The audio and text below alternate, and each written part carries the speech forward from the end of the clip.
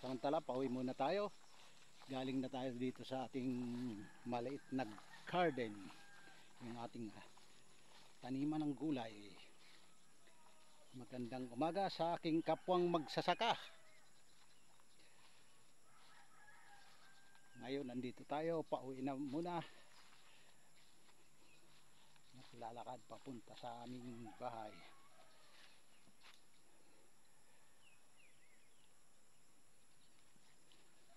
Napakaganda ng umaga ngayon, may araw. Mapapansin nyo, may araw ngayon, oh. Nung mga nakaraan, ulan ng ulan. Natatakot nga ako baka bumaha dahil itong inaanuhan ko ng garden malapit sa ilog, kaya medyo takot ako pag umuulan. Nag-aalala ko baka mamaya bumaha. Sa bagay, itong lugar ko medyo iniiwasan niya ng kumbaga, maliban na lang kung napakalaki ng ulan, napakalaking baha, pwede siya abutin. Pero pag mga ordinaryong ano lang, hindi naman basta ano yan, mga ulan lang. Kasi ito nyo, nasa likod ko ilog na, ha? Ilog na yung nasa likod ko. Pagdating doon, yun makikita nyo yung punong kahoy na yun, likod nyan, yun aming lupa. Yun ang ano ko yun, garden. Nandyan ang garden ko sa likod na yan. Kaya kumbaga ano, malapit lang sa ilog, ha? Napakalapit sa ilog. Kaya mga kalugar na pa, nakapag umulan, natatakot ako baka bahain. Oh, ngayon ka man. Kaya din at mga kalugar, mga kababayan, mga kamag-anak ito. Oo. Kaya pag lulukad, maglulukad ka. Kopras. Oh, yan. Mga kalugar, ganyan ang hanap buhay sa amin, magkopras, magtanim ng gulay, kung anong mga pananim, root crops. Sige. Thank you. Yan. Sige mga kalugar. Ganun lang ang buhay namin dito. Umaga, aalis, para kang nag-oopisina lang eh.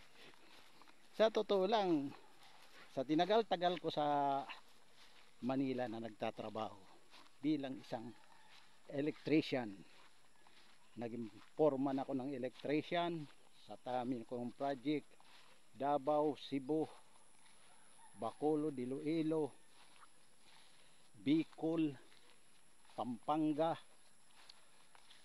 Marami akong project, buong Metro Manila. Sa dami kong nahawakan na project bilang isang foreman, sa totoo lang naman maganda naging ano naman performance niyan.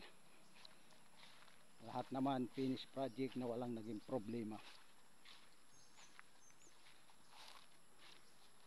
Kaya sa trabaho kasi, ang unang puhunan mo lang yung pakikisama. Marunong ka makisama bukod sa sarili mong kaalaman at dagdag pa kaalaman sa mga kapwa mong manggagawa.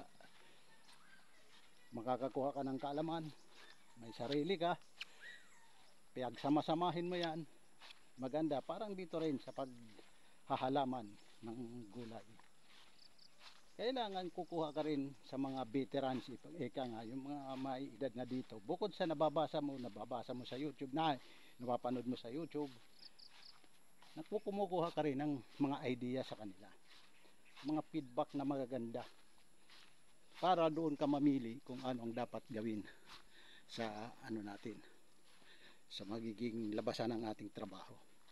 Ganun lang. Tingnan mo, dito tayo sa tabing ilog.